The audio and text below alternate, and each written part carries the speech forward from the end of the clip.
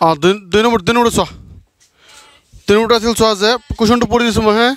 যে x³ - ax² + 6x - a x - a ৰে হৰণ কৰিলে পোৱা ভাগশেষ ওলাব লাগে সো ইয়াতো সেইটো উপপাদ্য ব্যৱহাৰ কৰিম কোনটো উপপাদ্য নাম কি ভাগশেষ উপপাদ্য কি উপপাদ্য ভাগশেষ উপপাদ্য হয় না চাবা ইয়াতে প্ৰথমতে লিখিম ধৰা হ'ল লিখি ল ধৰা হ'ল p of x is equal to x³ minus ax² plus 6x minus a আৰু g of x কি হ'ব x minus a কি আছে x minus a আছে না নাই সো ইয়াতে g of x শূন্য কি হ'ব কোৱাচোন কোৱা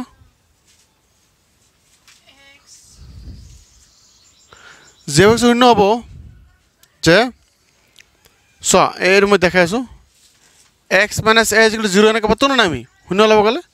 সো x = a হ'ব হয় না হ'ব না নাই তেতিয়াহ'লে ইয়াত আমি a পাতি দিম শূন্য কি হ'ব a এতিয়া p of x x ৰ জাগাত কি পাতিম a পাতিম হয় না চোৱা এতিয়া p of x ৰ জাগাত a পাতি দিয়া x ৰ প্ৰতিটো জাগাত যেহেতু কি পাতিম আমি a পাতিম সেই কাৰণে a x ৰ জাগাত কি a পাতিম না নাই a কি হ'ব মাইনাস a থাকিল ইনটু ax তাত কি পাতিম ax ৰ জাগাত কি পাতিম a পাতিম না নাই স্কয়ার থাকিল প্লাস 6 ইনটু a হয় না মাইনাস কি হ'ব a পাইছা বুঝিখিনি এটা সো ইয়াত যে a³ মাইনাস সো ইয়াত সো ভালকে সো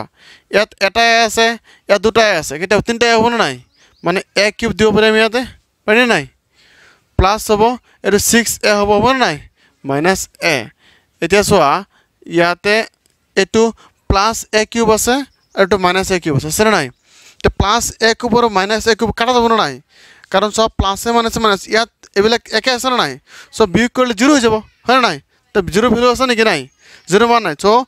প্লাস এ মাইনাস এটোৰ পৰা এটো গলে 0 হৈ যাব ক্যান্সেল এটো থাকিল কি 6a মাইনাস a হয় না নাই তে 6 এর পরে এটা একলে কেটে থাকিব 6 এর পরে এটা বিয়োগ করলে কেটে এটা পাঁচটা থাকবে না নাই সো 5a থাকিল ওকে ওকে এতিয়া এটাকে নির্ণয়